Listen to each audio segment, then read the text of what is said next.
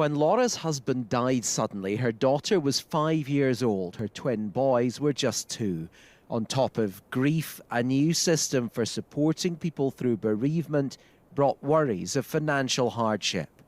The bereavement support payment had only come into play about a year prior to that.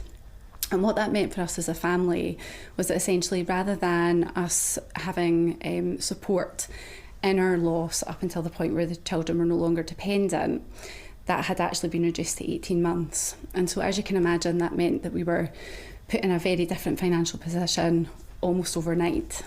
Around 21,000 families in the UK are thought to be similarly affected.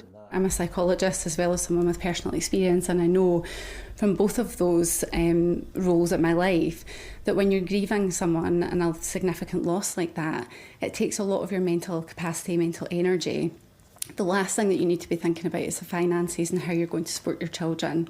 The issue has been raised in Parliament, with Laura's MP keen to highlight her case to the Prime Minister, as well as ensuring help is available where a parent dies and wasn't married to their partner. I've been very encouraged, actually, and I think in the moment I thought it was quite an interesting response from the Prime Minister, because usually he would respond and try and defend whichever policy you're challenging, but he didn't do that. He was very sympathetic and he straight away offered a meeting, which is not that usual. So I hope that there is scope for him to listen and potentially make some changes. There's many people who are in these circumstances who've been in touch with me in the last few days, and even, you know, over recent years as I've sort of talked about these issues on my own social media. And so, yes, I think there is an opportunity now to give voice to that.